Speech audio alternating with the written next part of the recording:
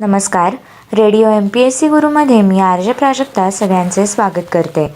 मित्रांनो, आजच्या दिवसाची सुरुवात करूया एका सुंदर विचाराने. प्रत्येक व्यक्तीमध्ये नक्कीच काही ना काही प्रतिभा असते.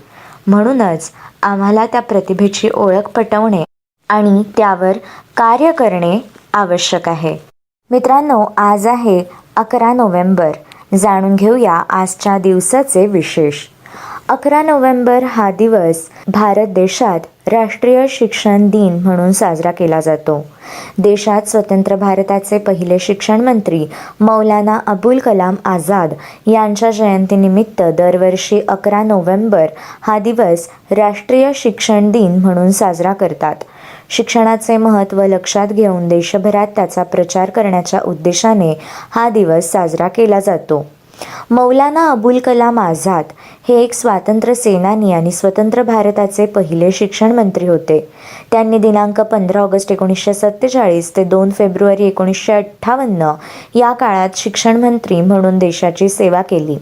त्यांचा सन्मान करीत सन 2008 पासून देशात राष्ट्रीय शिक्षण दिन साजरा केला जात आहे. शिक्षण क्षेत्रात त्यांनी दिलेल्या योगदानाबद्दल मौलाना अबुल कलाम आझाद यांना भारतरत्न हा देशाचा सर्वोच्च नागरी पुरस्कार देण्यात आला.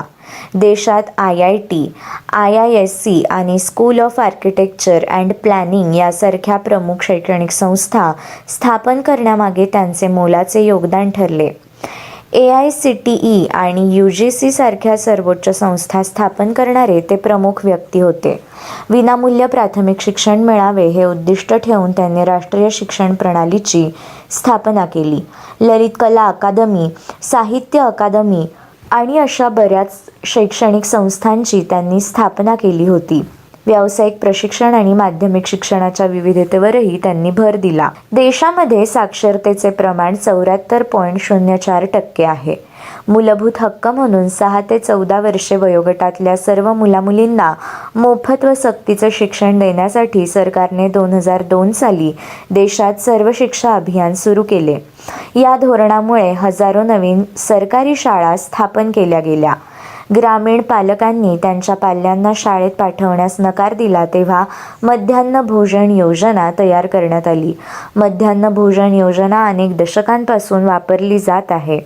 2001 साली सर्वोच्च न्यायालयाने हा आदेश दिला की सरकारी प्राथमिक शाळांमध्ये किमान 200 दिवस दररोज 300 कॅलरी आणि 8 ते 12 ग्रॅम प्रथिने मिळणारे अन्न द्यावे. मे महिन्यात सरकारने नवीन शैक्षणिक धोरण तयार केले आणि 2030 सालापर्यंत शिक्षणावरील एकूण सरकारी खर्च 10% 20% वाढवण्याची अपेक्षा आहे. हिमाचल प्रदेश आणि केरळ या राज्यांनी इतर राज्यांच्या तुलनेत शिक्षकांवर तसेच शिक्षणावर जास्त खर्च केलेला आहे.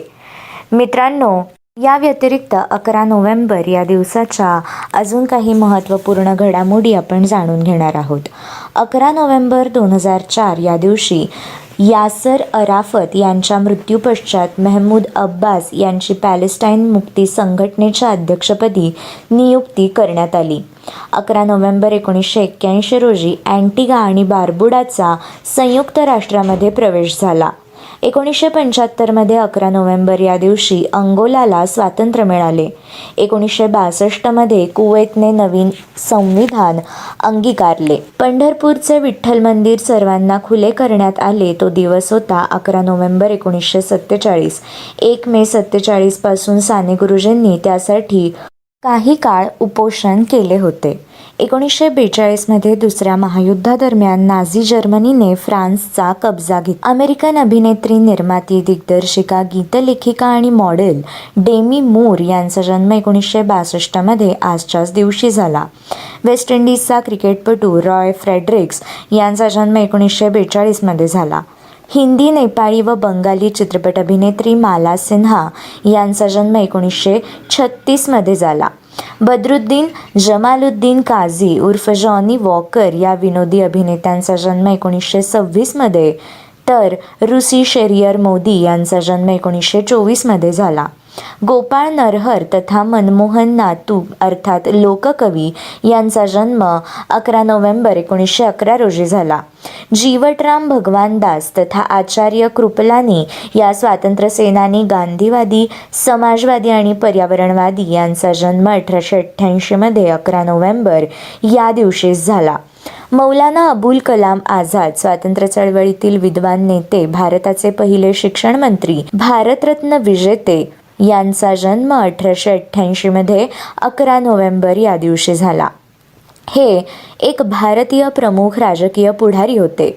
त्यांचे मूळ नाव मोईउद्दीन अहमद असे असून अबुल कलाम म्हणजे वाचस्पती ही त्यांची पदवी होती. पुढे आझाद हे टोपण नावही त्यांना उपाधी म्हणून मिळाले होते.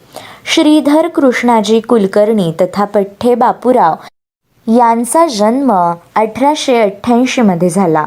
किराणा घराण्याचे संस्थापक व सवाई गंधर्वांचे गुरु, संगीतरत्न उस्ताद अब्दुल करीम खां यांचा जन्म 1872 मध्ये झाला. रामशास्त्री भागवत ह्या विद्वान व समाजसुधारक तसेच ज्ञानाच्या क्षेत्रातील मोठे प्रज्ञावान व शिक्षणविषयक स्वतंत्र ध्येय असल्यामुळे त्यांनी शिक्षण क्षेत्रात अत्यंत लोकप्रिय काम केले होते. असे रामशास्त्री भागवत यांचे निधन 1891 मध्ये आजच्याच दिवशी झाले. 1984 मध्ये त्यांनी बॉम्बे हायस्कूल आणि पुढे मराठा हायस्कूल काढले. हिंदू धर्म विवेचक पत्राचे ते काही वर्ष संपादक होते. फ्योदोर दोस्तोयेव्स्की या रशियन कादंबरीकार व तत्त्वज्ञानाचा जन्म 1821 मध्ये आजच्याच दिवशी झाला. मित्रांनो, हे होते 11 नोव्हेंबर या दिवसाचे दिनविशेष. अशाच रोजच्या दिनविशेषांसाठी stay tune to radio MPSC Guru. आमच्या कार्यक्रमाचा फीडबॅक देण्यासाठी तुम्ही आम्हाला व्हॉट्सॲपवर मेसेज करू शकता. त्यासाठी आमचा व्हॉट्सॲप नंबर आहे 8698869880 अर्थात 8698869880. मित्रांनो, ऐकत रहा radio MPSC Guru, spreading knowledge, powered by spectrum academy.